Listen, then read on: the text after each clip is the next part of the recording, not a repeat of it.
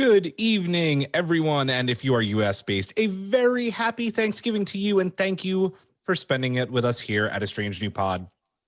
With full bellies and maybe a bit of wine brain, we're here to review Star Trek Discovery's 7th episode of Season 3, Unification. They have it as Unification 3, but I'm going to say Unification Part 3 because it really is, and we're going to get to that. What an episode it was. I can't wait to talk about it. I am your captain and host this week, Julian Brown, alongside my trusty bridge crew, Rear Admiral Eric, who I'm thankful for keeping our subspace channels up and running, Lieutenant Hawk, who I'm thankful to for picking up bits of past Star Trek knowledge that I sometimes miss, and our resident Synthahol mixologist, Ensign Aaron Copeland, who I'm thankful for because we reconnected after 13 years this year, and it's so cool. I love it. Thankful for a lot of things. Ensign Brittany is on some well-deserved shore leave this week as she searches in the Bajoran wormhole for a way to bring Jadzia back from the dead. So I'm not sure if I'm thankful or not that we can't have any puns tonight. So oh, there it is. Mark your damn press the button. Shut up, Wesley. Yeah, you have to shut yourself up. Oh, I'll do it. Yeah, no puns tonight, though. I'm going to try and make some to honor Brittany. But she deserves a well needed break, so she'll be back with us next week. So with that, I say a very joyous glory to you and to your houses. Thank you for spending your Thanksgiving evening watching us live on Twitch. Please keep the comments and questions coming all night long. We're so happy you're joining us. As always, a big thank you to Sam Dillard and Samo Studios for our awesome intro and outro music. It is Trek-tastic as always. And then some news. We have some news. We'd like to wish a very happy birthday to not only my daughter, Cecily, who turned 5 today, so big moment, but also Star Trek Discovery's own Lieutenant Nilsson, Sarah Middich. So happy birthday to Sarah. Hey, Eric, before we get into our show, and I think we're going to be having a lengthy conversation because this was a great episode, what's going on over at our Patreon? How can people support our show and join our collective? Well, it's growing and growing and growing. Navir and Navar, wherever you are, they have those Patreon program growing, and you can get some awesome benefits if you support us. There's lots of awesome things from the $1 range all the way up to $5 a month. Aaron has another one of those cocktail videos up, and it's awesome. Did you want to talk about the killing? Sure.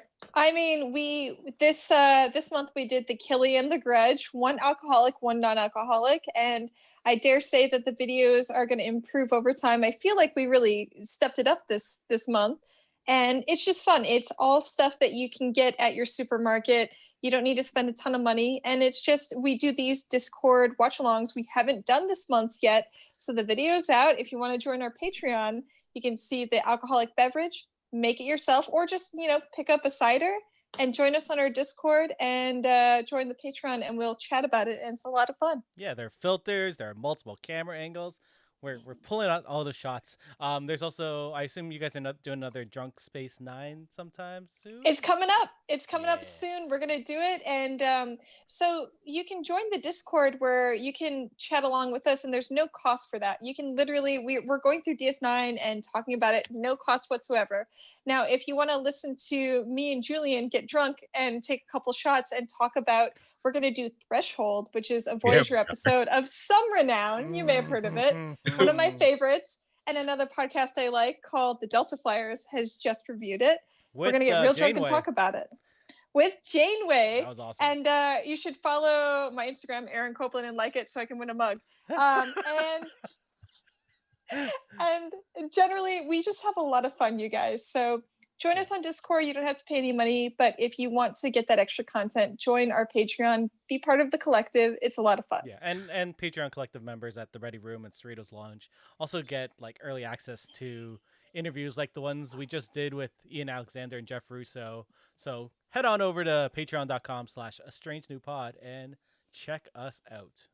Indeed, and I have to say real quick before we get into our thank yous that the pants did not go unnoticed. Aaron, Gloria Sarafa says the pants. Mag goes, oh my God, when is regards to Threshold? We were going to announce at the end of the show, but I guess we'll just announce it now. This Saturday night we are going to watch Threshold on our Discord in the TV Watch-Alongs channel. So that's going to be a good one. Eric, we miss you. We need to have you, I think, for this one. Mm-hmm. Yeah, he's like, yeah, I'm in. I'm like, am I sleeping this week? Nah. For out of curiosity, is Thanksgiving for the States about the pilgrims? Is that the whole thing? Pilgrims? It was. It's Oh, not so much anymore. I think people have It's- like gotten rid of that. People don't want that shit anymore. I think there's a lot of, without getting too deep into it, there's a lot of history that, as it's a young country we have here. It's not what we all thought it was. And I think now it's more of a gathering holiday with the people you care about. And I think that the more we learn about the actual origins of Thanksgiving, the more we might want to adjust, adjust those things. And I think that's important, right? We're humans, and the best thing we can do is learn and adjust. So I use Thanksgiving as a reason to get together with you guys virtually and be thankful that I know you and we have this time together. Well, as a Canadian, I am thankful for Martin Frobisher. I have no clue what Canadian Thanksgiving is all about. Martin Frobisher. Sort of. There you go. Basically. Yeah. Hey, Hawk, would you like to give speaking of thanks, some thanks to our patrons? Absolutely. Thanks to our awesome Patreons collective. Shout outs to Anne Bradley, Atea Camelo Pardalis. Oh, you Sorry, did it I'm so being much such a better mush last mouth. time. Oh, come on, man. Pull up the socks. I broke it. I know. Brandon Felcher, Mariah Gossett, Mag, Jeff Reeves, Simon Stager, Imani Williams, and Mitch Thatcher. Thank you for being part of our collective. Thank you. I also What are you noticed gonna say? one new person on the Patreon. Oh, yeah, Ooh. they're at the $1 Ah. level. So Heck yeah. no shout out, but still thank you for supporting us. We love you all the same. Yay. Yeah. Absolutely. We love all we're of our not shutting out the Patreon $1? No, you gotta spend the Ah. extra buck. You gotta spend the extra buck. It's just $1. All right. $1. It's like just a piece $1. of gum.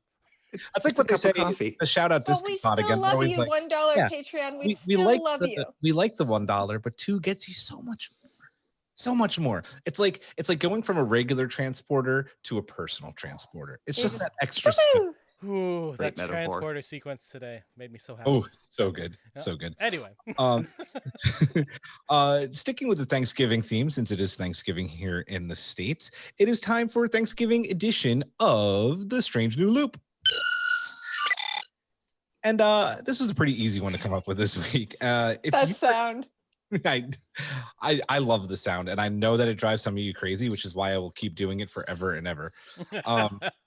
So Twitch, we want you to answer this too. So keep the questions in the comments as far as our Strange New Loop coming. If you were having Thanksgiving dinner, which 4 to 6 Star Trek characters would oh, sorry guys, I forgot that I printed back to back.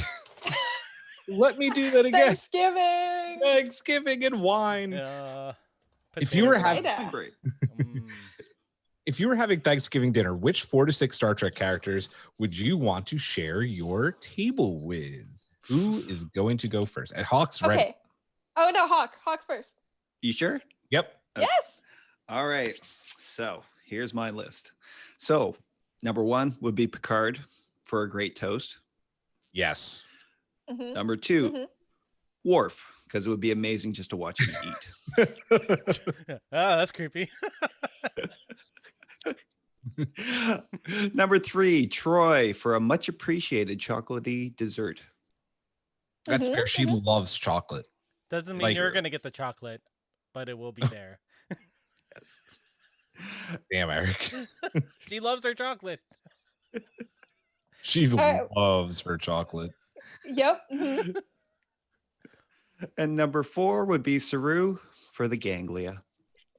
Just for would you eat the ganglia? We're Was not that- eating the ganglia, right? I'm so disturbed. What is going on Yeah, here? that went dark really fast. That- Are you going full Really? Giorgio right now? Are we going full Giorgio? Are you going to serve sashimi style, or are you going to flash fry them? You gotta Oh, flash God, you fry it like a guys. buffalo. Raw style. That was as someone who binged 1 and 2 before I joined this podcast. That was the most. I was like, I literally looked up to no one. I was like, does Star Trek just do that? We just ate Saru. Like, what It the was fuck? delicious. Mm. Oh my god, so Um, intense. Happy Thanksgiving. Yeah, thanks, Canadian. Not Saru, but for us. No, Okay. no, over the head. Damn. Yeah. I got you. But okay, let me tell you guys. Wow. So You just got I've yeeted been- over. I did. I've been quarantining with 2 friends. And we've been in our bubble for about 9 months, so we haven't killed each other yet. But also nerds, and I asked them as well. So this is a group opinion. One of them said, and I was like, no, this is bullshit. But they said, one of them was like Abraham Lincoln. And I was like, what are you talking about? He's not part of the crew. And they're like, no, he was there. A holodeck. So, yes. Yep. So one of Fair our game. choices is Abraham Lincoln.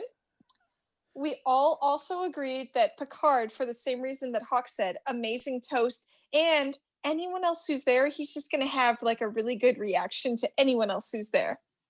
2 of my other recommendations that are mine, I think Tom and Harry would be fun because they would just be fun guests. They're not super like, they're not like formal. They're going to be like the life of the party, and like their friendship, I think, is going to be a good vibe. Plus, they So I'm get going you to a have Tom mug. and Harry.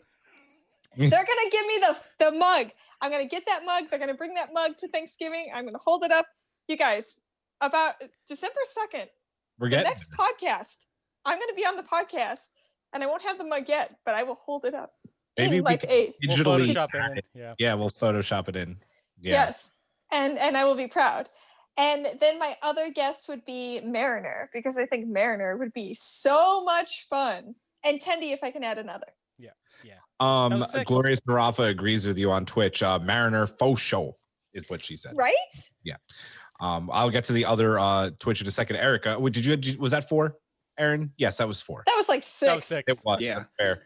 You Eric, know, you're up. you know what? I would not invite Picard because Me neither. great speech, but neither. everyone would sit there and be like, I have to be on my best behavior. That's why you Yeah, invite Kirk, who has a true. good speech and will drink the shit out of everything and eat good food. That is what Kirk does. And then he'll probably fight something later, which would be even better. And try to make out with the turkey or something, because he's got to Which- kiss something. It is a Thanksgiving, so that has to happen. I would invite Bones because he knows his alcohol. Fair. And if someone decides to kiss a turkey and then suffocate, he would be there to help you. Obviously, Mariner. Why would you suffocate? What happened? It's Kirk. You never know. That's true. Mariner, obviously, I would definitely do that. There was 2 others that I had in my brain, but I lost it because I was laughing at other things. Oh no, Riker, because of all Yes. the awesomeness, and we need one leg up all the time. And do I want anyone else? You got to bring Troy if you bring Riker. No, No, you no, don't. no, you don't. No. I want Unleashed Ooh. Riker. Unleashed Riker. That's exactly right. And adding Mariner with that's just gonna make it better. Yeah, you know what? Do you I'm fine bring with that. Shax? Because Yeah. I'm sad about Shax being dead, so I'm like, Captain says the turkey's not done. Like, I don't know. I just want Shax there. That would just be a lot of stress. I feel like he'd be yelling at everything. Yeah, I agree. He's like the that only one- weird uncle. Yeah, that's true. What, Hawk, what were you going to say? The only one in Eric's list I would swap out would be Scotty for Bones, and that because Scotty got a better sense of alcohol than Bones does. And he Well, Yeah. he would teleport the food out of you, I guess, if you're suffocating. That's true. fair. On Twitch, before I go, we have Glorious Ruff said contraband alcohol is all I need to go with her Mariner comment. Damn right. Mag list goes as follows: Mariner, Neelix. I don't know why Neelix, because he cooks. He cooked. yeah, he would burn Thanksgiving dinner and not make it well. Probably. Mm. Leola Root Thanksgiving. Paris, good choice, and Dr. Phlox. I like the Dr. Ooh, Phlox I like choice Phlox a too. lot. Yeah. Mag, I'm here for you. I think that's a good list. All right. So to continue on Eric's point with Riker, you got to get that loose Riker. I'm going to come to Thanksgiving dinner and go to the holodeck later. Riker, that's who'd be showing up at my Thanksgiving dinner. I tried to think about like all the series. I'm going to try to get to DS9. I mean TOS last. I'm going to go to DS9 next, and I'm going to grab Jadzia because dude, the stories that you Dax. tell at Thanksgiving dinner. Yeah, that would be awesome. Tilly, because Oh, yeah, she'd be Tilly. great. Tilly, yeah, dude, that awkward and awesome, and I love her. And then She's fun at a party, so I'm gonna skip T. Well, this actually counts as TOS technically. You know who I'm gonna pick, guys. My man, the horse riding, horse loving, Captain Christopher Pike. I Yeah. think that would be a good Yes. 2 dudes, 2 girls, Pike, Riker, Tilly. Balanced. I like it. You know what? If I wanted to add some awkwardness, and just because I'd feel sad and I sort of want to see if he'd be crazy, I want to add Reg. Yes, that's a good choice. That's the one where people leave early. Then I get more Or, fun. or do you bring Reg and Q? Like that would be a real fucking Could you imagine party. Q? Oh my god, I would love that. Yeah. If I was friends with Q, Oh man. Yeah. talking soccer balls. Alamarine. Alamarang. Doo-doo-doo. Oh my God, Alamarang. Let's get to the review, guys, of Unification 3 of Star Trek Discovery Season 3, Episode 7 here. And Eric, would you like to read our synopsis? Well, while grappling with the fallout of her recent actions and what her future might hold, Burnham agrees to represent the Federation in an intense debate about the release of politically sensitive but highly valuable burn data. As far as the synopses go, there was a good one this week. Yeah. It didn't spoil anything, but definitely the general gist of the episode. Unification 3 though was so much more than that still. And personally, I said it to Eric earlier. I said it in our Discord.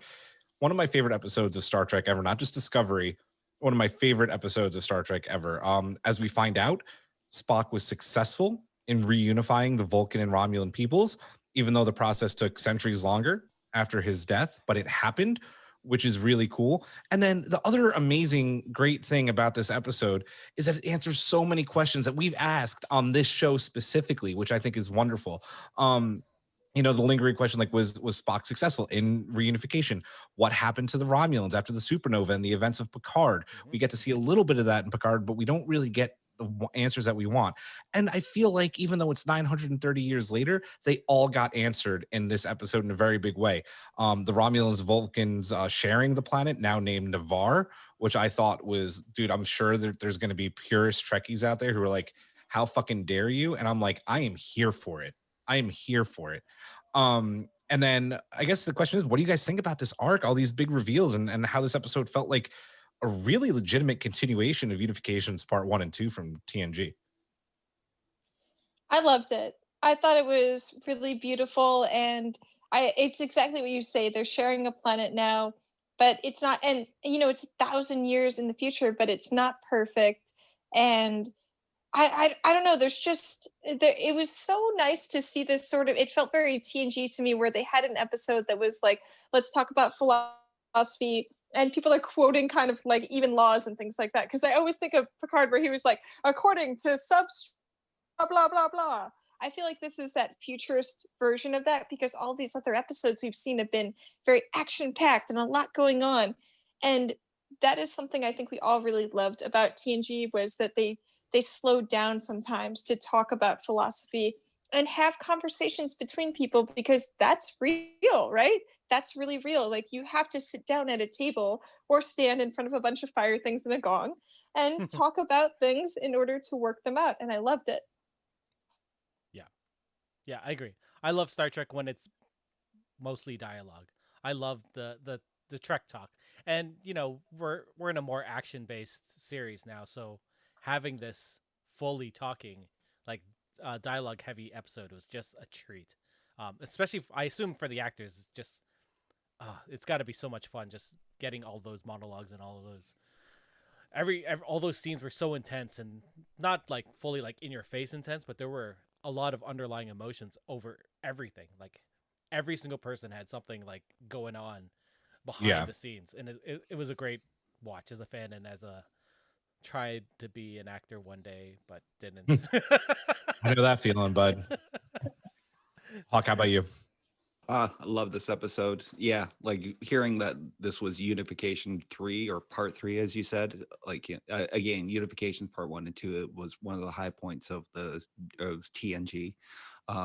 Going like so far into the future, I was always wondering, where was Vulcan and the Romulans at this point, and to see them like fulfilling that dream that Spock had, even though it is rough in that, because we do hear in that, like, there, sometimes there's these problems down on the surface.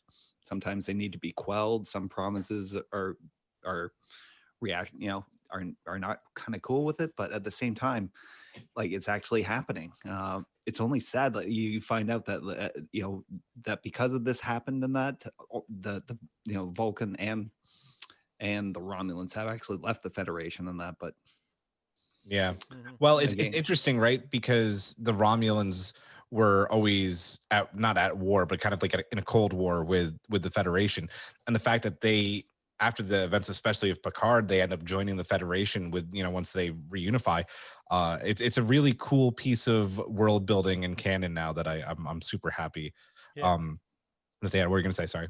No, I was just gonna say, and it's interesting because even in this episode, we see that the Romulans want to like help out the Federation more than the Vulcans, which is Yeah. such a switch from what we're used to. It's crazy. Yeah. it's like almost like a weird return. Do you remember the Vulcans in Enterprise? How there Yep. was always this really contested kind of relationship with the Federation. I love that. I thought that was great. Yeah. I know that there were some theories out there that was kind of be what the relationship with Vulcan was now in Discovery. So I'm glad to see that they kind of went back to that. I have to give a quick shout out because I'm really happy we did this last night on our Discord. Speaking of joining that and having cool conversations, we rewatched Unification Part 1 and 2 last night, and I'm really happy we did because that made this episode so much more fresh and so much more important. Another massive reveal in this episode is that Michael's mother did make it back to the future and not only survived but flourished, being allowed to join the Romulan ranks of the Qowat Milat, who obviously we know the sect of Romulan warrior nuns. We know them from Picard and Eleanor, and it was so cool to see them and the uniform. It's cool, but what's awesome about like nuns and sects like that is that things don't change. Like those uniforms are the same exact uniforms from the Picard era because if it ain't broke, don't fix it. Yeah. I thought that was really cool. What do we Loved think? it. Yeah. What do we think about that reveal and having Michael's family now kind of be fully intertwined with the Vulcan and Romulan peoples? I mean, it was shocking to sort of see her show up in that matter-of-fact way, but I think it makes sense. Like she's a survivor, and so for her to end up and join this warrior sect makes sense to me. And she understood how to help Michael present this case in the future, because she knew Michael would try to do it in like sort of the Vulcan way that she thought would make sense, where it's the future. She's right. Michael doesn't have all the right context. Everybody's changed. And so she brought out the best in that to make it work. So I really love that. You guys? Hey, yeah, it was a shock to see her in that, but it was a welcome surprise. And how fitting! It's like mother, like mother, like daughter in that. Michael, she had to adapt to an alien culture, with the Vulcans and that. So, obviously the mother, she has that kind of same instinct in her too. Mm-hmm. So it was amazing. It was amazing to see her as part of that Romulan sect. Yeah, and it's got to be there's some sort of parallel with Burnham being of two worlds. She's human but brought up in a Vulcan household, and then now we have her mother who's human now living in a Romulan style. Like that's a cool parallel for both their lives. Like, and the name Navarre means two forms. So Yep. like Yeah. I didn't know that. That's cool. Yeah, it's really awesome, and I do love the parallels so much, right? Like especially because it's kind of the two extremes of each, right? Like the Qowat Milat are a pretty they're not radical or anything, but it's an extreme religion, and the whole thing with absolute candor. And Michael wasn't raised by just any Vulcans. She was raised by Sarek, who is the ambassador to the Federation of Vulcan. Two very important parts of the Trek universe. So I love that she was back. It was man, when she took off the hood, it was just like this season is just loving the waterworks. It's yeah. I'm sure Brittany, if she watched the episode, cried like 6 different times. So. Do we know how far back her mom came back? Like, has it been many years or like? Ooh, that's a good question. They didn't really talk about it. Maybe 1 or 2. She didn't look much older. Yeah. So what I read, I was kind of going through because I was a little surprised. I couldn't remember exactly what happened with her mother in that from season 2. I haven't done my rewatch yet in that. So she went 950 years into the future, apparently on her first jump.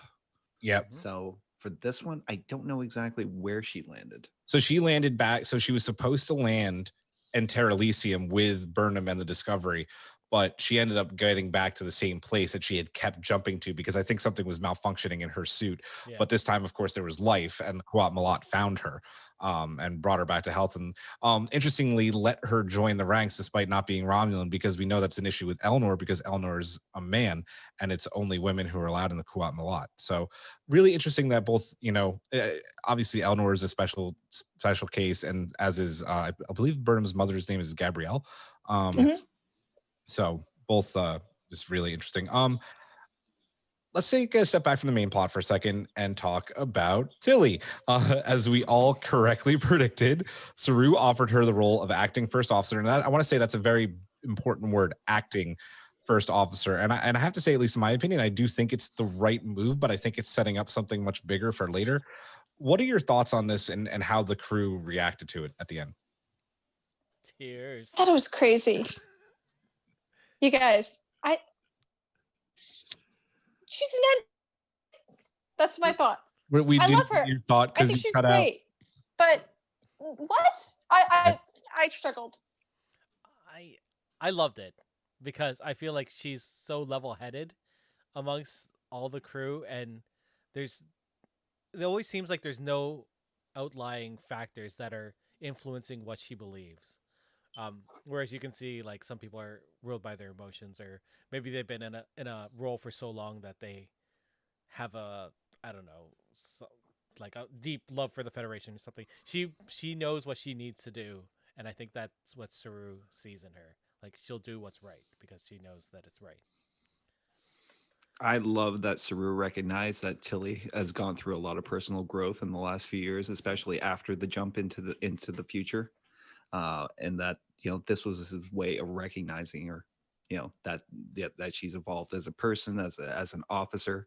I know we were all saying like it couldn't happen and that she's only an ensign, she can't be that. But these are extraordinary times. This is a very different crew than the Starfleet that they know now. So in a way, it makes sense. Yeah.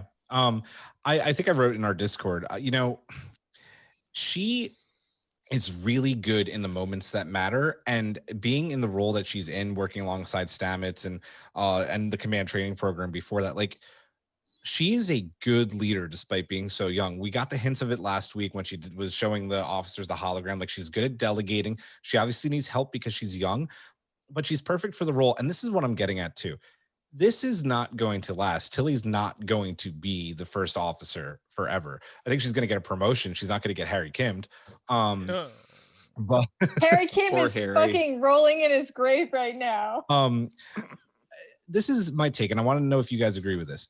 There's no one else on Discovery at all that is qualified to be the first officer on that ship besides Tilly and Micheal Burnham. If you notice how this episode goes, acting first officer until I find a suitable replacement. This is Michael's journey to realizing that Starfleet is her home. Like she said at the end of the episode, I'm in it for the long haul. Is she going to be first officer next episode? No.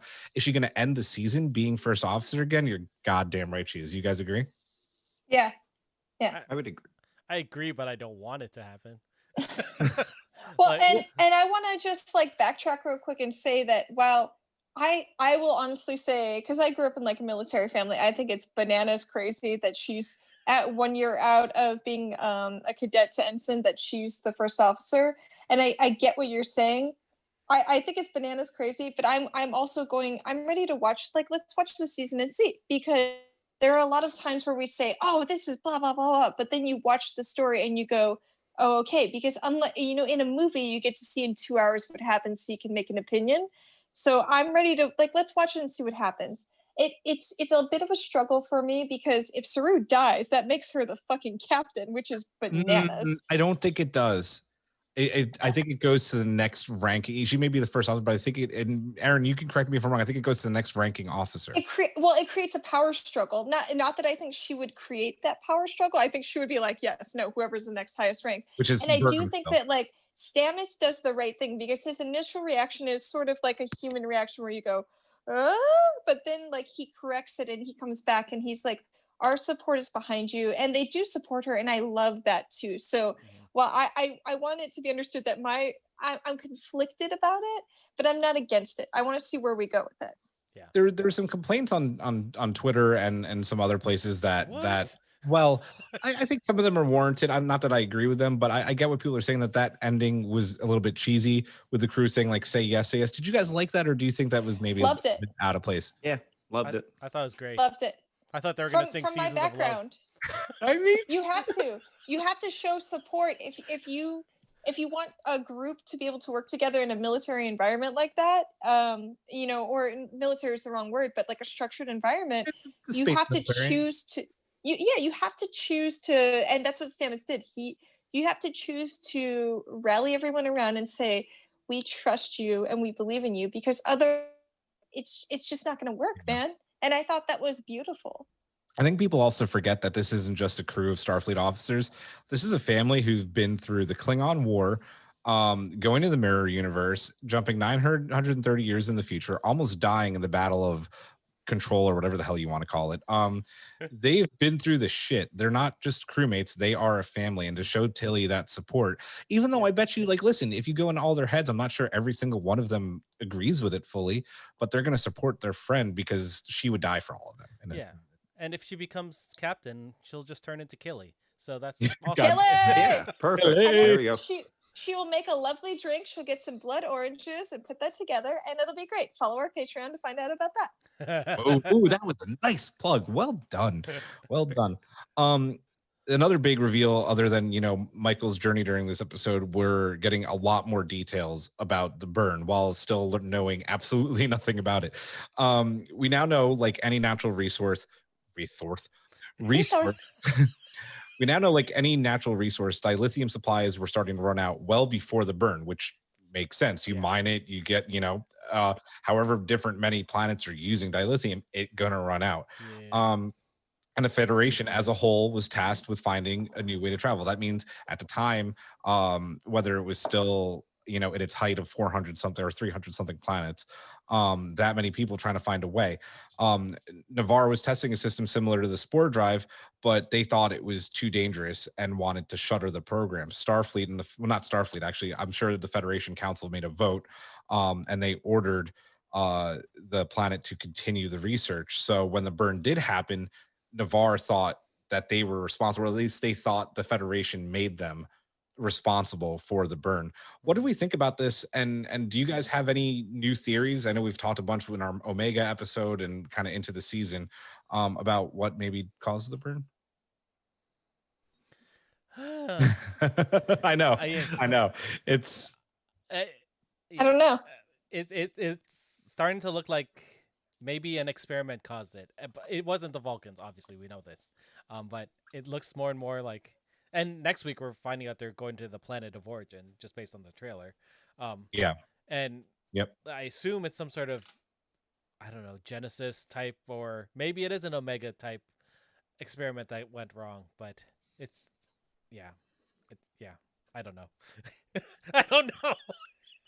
So many possibilities. I mean, the thing, I know, I think a lot of people are not too high on the Federation and maybe don't trust Vance. I don't think that the Federation did anything wrong, but I think it's starting to look more and more like the Federation itself maybe did cause the burn, and there's going to be ramifications of that somehow, whether that's not, maybe I'm not even talking about Earth, but like someone within the Federation made it happen, or someone decided to take matters into their own hands and do it purposely, because I do think they said it was in the preview for next week, it was some kind of sabotage. So we'll see. You get all these details about it, not being instantaneous, that there were micro milliseconds of a difference of when it happened to these different starships. It's all fascinating. I love the burn arc of the season. I wonder. Are you gonna Hawk? Oh, sorry, Hawk. I was gonna say in that I always find myself trying to read Vance every time we see him on screen, and that, especially when Burnham is trying to confront him with new knowledge about the burn and that. And this episode, I thought, maybe he doesn't know as much as we thought, and that, based on him trying to push for Burnham, trying to get more information in order to lead through the investigation. But then I was thinking, does he really maybe just want to get at those Vulcan, the Navarre plans and that for the new spatial engine now? He's a very hard one to read. He may know more about it than he's letting on. And Odin Fur's a great actor Yeah. pulling that off. This is Mhm. the first episode where I felt like he was more truthful than any time prior. I agree. I also find Yeah. it interesting that we have not seen any androids in this future, and that especially with such a prevalence in Picard, like Mhm. I feel like there's. I wonder if something's gonna happen there. Like, It's early. We'll see. yeah, Yeah. I don't know. I don't Yeah. know. I feel like there's a lot of people who are waiting to find out that the Federation is either like kind of full of it or evil or bad. But I feel like that's kind of like the easy story. Like it's really, it just feels sort of like hell. And I kind of don't want that to happen because I'm more into the story that they're sort of eking by. They still exist, but just barely. And that's why they haven't made any progress because they're just hanging on. So I'm hoping that we don't find this like creepy reveal at the end because that would be really sad to me that that's what the Federation has become. I It's feel like you better can't to do that to say- Star Trek. What's No. that? I feel like you can't do that to Star Trek. You can't have the Federation and Starfleet be the bad guy. I mean, Yeah, I don't some want shows can it. get away Right? with that. I don't think that Star Trek can. But then again, I Yeah, could see That's the Mirrorverse. I could see Section 31 doing stuff that they weren't supposed to do, and this Oh, could be yeah. the results of that. I don't think Section 31's still going to be around because I feel like that's a little. no. David Cronenberg is totally Section 31. Okay, he's creepy AF. Yeah. But I mean, I don't feel. I think we talked about this last time, but I don't need it, man. I'm just like, you can have a creeper without him having a whole fucking department of creepers. Like, let there be one bad guy. That's fine. Oh, I don't know. They were those hollows were pretty damn creepy too. Yeah, With the bow ties. Yeah. bow ties are not creepy. Can we get Robert Picardo in here to save the Holoverse? I like it. Yes, I want. I would love that. Maybe. Yes. Robert Picardo, if you want to come on our podcast, we're here for you. Oh, before we yeah, move go ahead. on, that one line about Starfleet pushing its resources as far as dilithium and that, even the Vulcans changed their tune as far as like their philosophical outlook, that the Yes. needs of the many like were too much and the yeah. needs of the few were not taken into account. I love the fact that this is probably a Romulan Vulcan planet where Vulcans don't fully embrace logic anymore, and Romulans obviously don't embrace being Russia anymore fully. Like they're not just completely I mean, listen, the Romulans are space Russia. Let's not cut any corners here. It's true, god damn it. So they're not like untrustworthy of everyone, right? This is a shared world, and in order for Romulans and Vulcans to peacefully coexist, there have to be concessions on both sides. So I think that was a great line, especially I loved her. I loved the president of Navarre. Oh, she's so I thought she was wonderful. Amazing. I want her more, Yeah. more and more. Just like Saru. And the Saru and her relationship, I was like, I'm here for it. Yes, let's do it. I ship that. I ship that. Save the best for last. Let's finally come full circle, talk about Michael's journey in this episode. Sorry, Thanksgiving dinner. Oh, I've been eating it the whole time, you guys. You need to I fully see chew that. your food. Yeah. I'm gonna just drink some more wine real quick. Do it. This podcast is live. Now I'm thinking about Let's space do that. Russians and space Nazis. I mean, that's Star Trek. All right, let's do that again. Let's finally come full circle. I saved the best for last, talking about Michael's journey in this episode and going from a place of maybe not feeling like she belonged in Starfleet anymore to knowing exactly where she needs to be. I think it was great when she was on the bridge and she went full Burnham again and knew like exactly what she needed to do, immediately invoking. I hope I'm going to pronounce this right. To call in Ket, or in layman's terms, defending your thesis. So what did we think about the ritual, President Tirana and Michael fully realizing that she's Starfleet through and through? Was she fully did she fully know where she needed to be? Or Yeah. I felt more like this was the path. Like she fully knew the path where she was going, but whereas before she was sort of she was going everywhere. But I think She she's didn't headed know at the towards it. start, I Yeah. don't think. Yeah. She Not at did the that start. because it was the option available to her and she knew that option. But I think that brought her to this sort of, self-actualization. Yeah. Like she didn't know she was going there. Her mother brought her there and everything, but it was beautiful and it felt so old school. It honestly, it felt very like Picard era, and I was here for it. By TNG Picard era? Yeah. Sorry, you're right. Picard, You're right. Picard era. Not Picard. No, TNG. It was like, let's talk about treaties. Let's have conversations. And we slowed down in this episode, guys. We slowed down, and it looks like we're gonna speed back up afterwards. But I Yeah. love this slowdown. Yeah. I always like that Burnham is singularly focused on a task each season. Be it the Klingon War the first season, and that Control in the second, and that this is her singular task this season is the burn. What she didn't know at the beginning of this episode was which path would take her to the truth of it, and that if she were to go out on her own, or if she was going to stay in Starfleet and do that, And I love that it took her mom to kind of help her, not tell her which path she had to go in that, but she definitely showed her the path, and that little tough love there at one point, and that, but she finally managed to get her there herself. I love the tough love. I think that the scene at the end was very, very influential in her making that decision when she's talking about, like, yes, I represent the Federation, but I'm offering you this just out of my own trust. Like, I love that. I love that as she walked out of the room, that's when she fully became Starfleet again. That's when the entire crew rose up for her.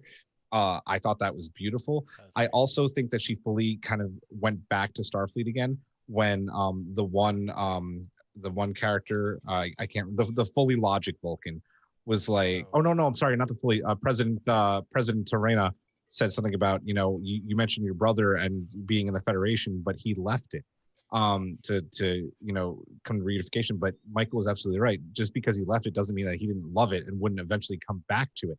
And that's exactly what she just did. And I thought that was a great moment. Loved it. Yeah. Yep. Agreed. Let's talk about Spock, right? Because without him actually being in the episode besides a hologram, this was a Spock heavy episode. We get the flashback. We get an Admiral Jean-Luc Picard name drop, which I got all the goosebumps for, maybe teared up a little bit. I thought it was beautiful. I love seeing the holo. I love that she didn't for the longest time like look into him for her year there, and finally got to see that. I thought that was beautiful. I want to talk about you guys thinking, like, was this the right thing to do storytelling wise to put Spock's legacy on the line with Michael invoking the T'Kalen Ket? I loved it. I thought it was tastefully done. The holo was beautiful. It felt sort of minimal in the right way, and the way she was watching it, and damn, Burnham, the way she looks at things in her eyes and her smile and the way, like, just a tear, and I loved so every bit of it. proud of her brother. It was so huge. proud. Oh my god! And you feel the emotion. You can see it in her eyes, and I'm glad that Burnham's allowed. She's come so far. She's allowed to have feelings now, and the feelings are so genuine and important. I loved every bit about it. Yeah, this Burnham is my favorite Burnham so far. It's the most real Burnham, and having Spock there just made it so much better. And having her fully, like her unification with, not Vulcan, Navarre herself, man. Navarre, yeah, and the Federation. Like, that's her unification, where Spock's was his people. Like, that's beautiful, man. Yeah, I'd love to. I know there's been so many naysayers out there, and that it's like, oh, Spock had a sister none of us knew about, blah blah. Anyways, he had a this brother was kind that of none of us knew about for many years. Yeah, exactly. And we forget about him now. Yeah, that's right. Anyway, this was kind of that ultimate test, in that it's like, is she really a child of the two worlds? Where this was her test, like, for a lot of people, and that is this really Spock's sister, and it's like her decision at the end of that quorum, and that like Spock's legacy was more important than like destroying the peace that he had created. And deciding like if I'm going to find this out, I can do it on my own. I'm not going to destroy what my brother had built. Yeah. I thought it was just fantastic. Yeah. I don't think that there's been an episode of, I know that Discovery is kind of in the mold, right, of being the newest Trek. So a lot of the other series have been able to connect and get away with it because they're right next to each other. This didn't feel forced in any shape, way, or form. This felt like an organic continuation of that story. It connected Star Trek The Next Generation. It connected Star Trek Picard. It connected it was everything I could have hoped for. And connecting Spock once again, obviously we get Ethan Peck's version in Discovery, and to see Leonard Nimoy himself, hologram or not, to see Leonard Nimoy on Discovery was I'm getting goosebumps just saying it right now. It was just beautiful. The show is the great connector, isn't it? Because we've seen all of these connections to Voyager, and even in the map where you see like Talix and Ocampa, and then we see this with Picard. Yeah, and it's the great connector, and they're doing such a beautiful job of weaving these things together. I'm in love with it. Yeah. Any final thoughts? Sorry. No. Twitch has been quiet. Oh wait. Oh my God. It's Thanksgiving. Let's hear what the people have to say. Oh my God, my Twitch was not refreshing. That is my bad. Let's see. Glorious Rafa laughed at my space Russians comment. I'm so sorry, guys. I thought it was auto refreshing. It was not. Let's see. Let's get a good one here. Glorious Rafa wants to say, can we speak that the episode starts with Michael and Book doing it? Yes. That was a sexy slow like disrobing of each other. It's like yeah. I want to get your guys' take on this too.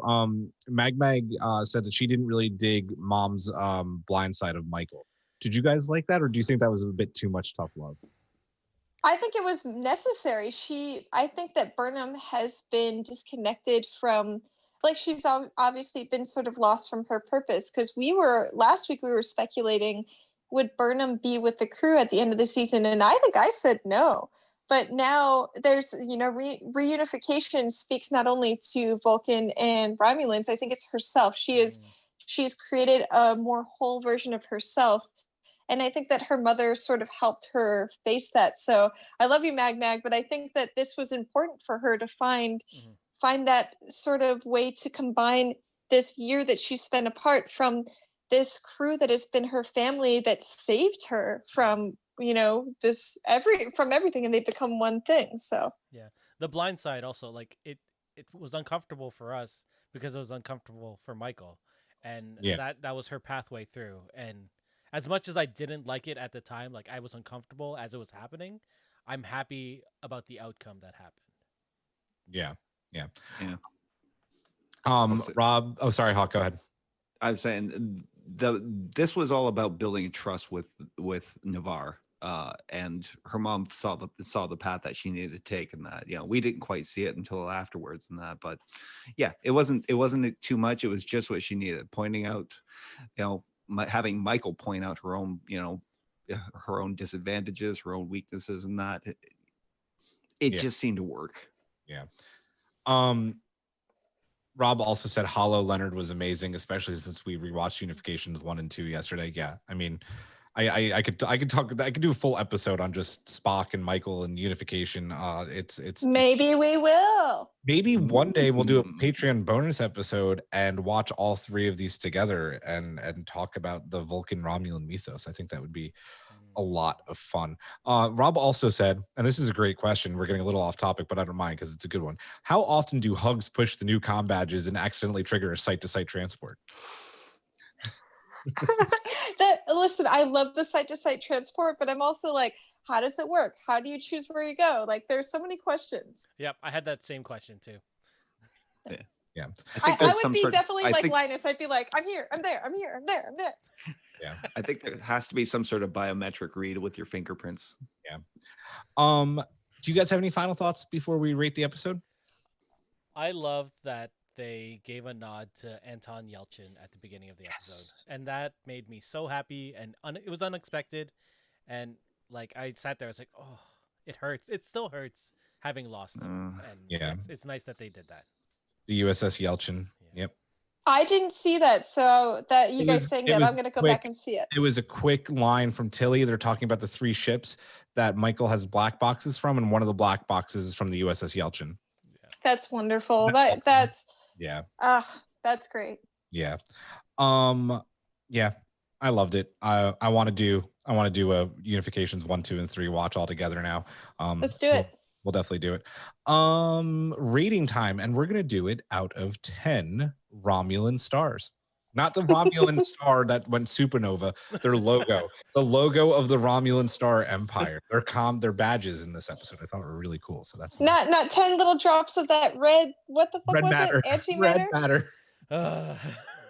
Stupid red matter. Yeah. Yeah. I loved it, guys. Yep. 10 out of 10. I'm just gonna go with that. I don't need to say anymore. 10 out of 10. Yep. Fantastic episode. Yeah, 10 out of 10. This was an episode that could have gone wrong given the subject matter in that, but I think the writing, 100%. the writing really came together. So 10 out of 10. Red stars. We don't Whatever, mention directors and writers enough, and Kristen Beyer, hat off, round of applause. Just a beautiful script, a wonderful episode, one of my top episodes of Star Trek of all time. Like I said, 10 out of 10 easy.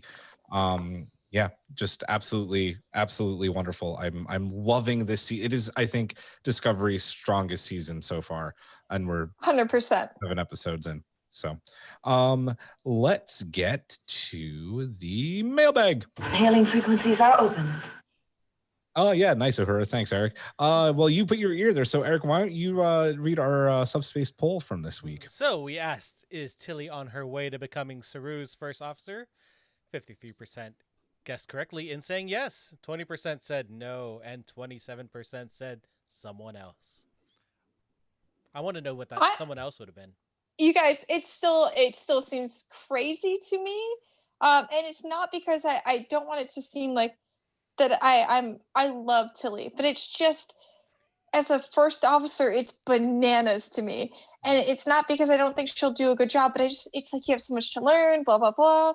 Again, let's see what happens, but it's bananas. Yeah. Go ahead. I fell into the category of someone else too in that for a while. I was actually thinking it was going to be Nielsen. Yeah, you said that last week, didn't you? Yeah, you did. I listened. I was there. I couldn't stay away. Rob is people are, I guess, are commenting on our beverages. I believe Eric is drinking water. I am drinking $2 Chuck from Trader Joe's, and Aaron is drinking a pear Angry Orchard cider.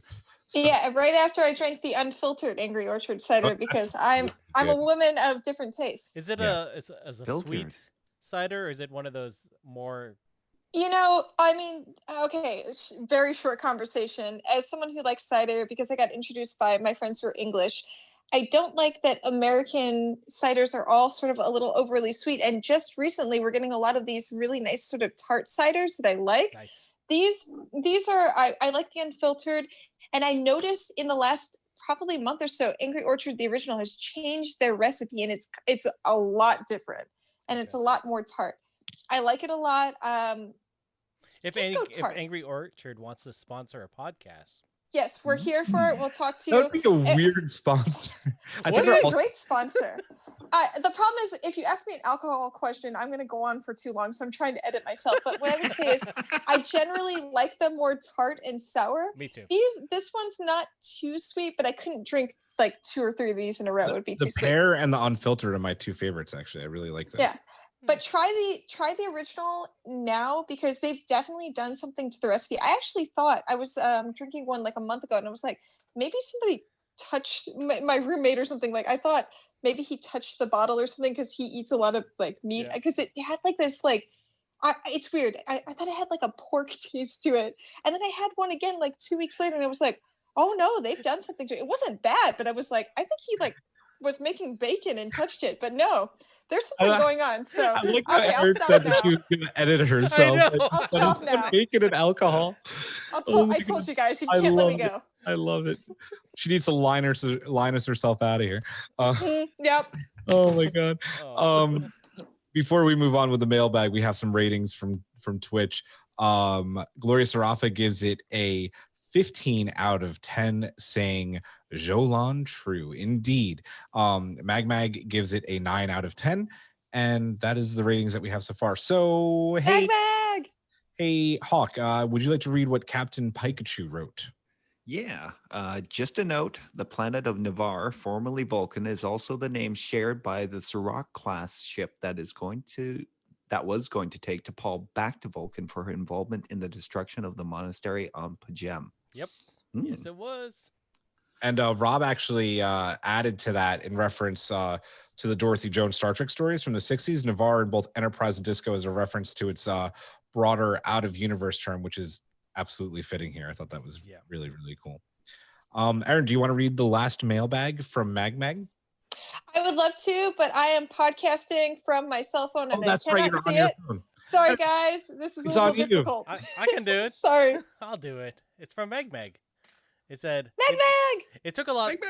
It took a lot for Michael to back down from that Vulcan Romulan inquiry. It did. Yeah, it did. It did. I love that moment. I think I said that already. When she's just like, I expect nothing, but I give you everything. And the president was just like, you're an awesome person. I love that line when Michael's mom is talking to her and I'm like, and she mentioned how she thought Spock would have loved to see, or that you became that Spock became the person that he was because of who his big sister was. And I love that. I cried, man. And I think it's exactly what you just said. I don't expect anything, but I'll give you everything. That was the most Starfleet. I think what Burnham has been feeling for a while is that she's always, Starfleet has been in her heart, but I think she's felt stepped apart from it because because sometimes there's different needs, but I think now she's seeing that she is Starfleet, and if Starfleet's doing something different than that, then maybe they've lost their way. Yeah. But what she said to them was the most Starfleet thing possible. And that is why they gave her that information. And that's why we're going to see, at the end of the season, there's going to be a good result.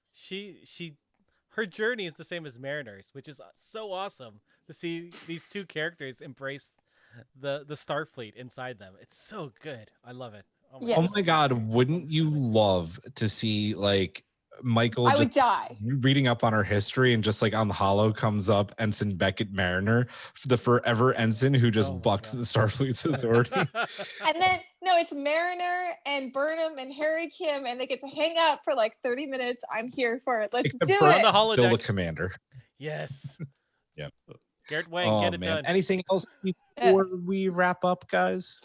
I can't wait. We're getting close to the end of the season, and it's getting next episode. 13 episodes, right? We still got 6 more to go. Yeah, we're good. Not near. Oh my God, you scared me. I was like, I don't have anything else to live for right now. Come on, guys. Mandalorian. Mando.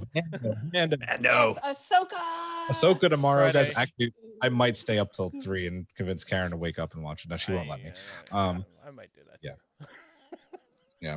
Ahsoka is just the Mariner of Star Wars. I'm just saying.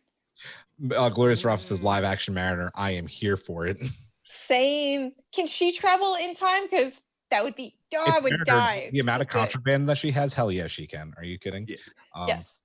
All right, guys, that is going to do it for this bonus edition of A Strange New Pod. We were supposed to do our table read through for episode 14. Holiday weekend got away for us. We're going to do that next Saturday live. We're going to do Drunk Space 9 this Saturday. So, we're kind of getting the content out there. The holidays have been a little crazy, but we'll get back to a normal schedule eventually. But like I said, on Saturday, it's going to be a fun one. There's going to be lots of drinks. There's got to be a lot of space wizards. We will be watching Voyager's Threshold for our second Patreon exclusive bonus edition of Drunk Space 9. So stay tuned on our Discord for the time there. So if that is it, I will say for Eric, for Hawk, for Aaron, live long and prosper. Majram. See you next week.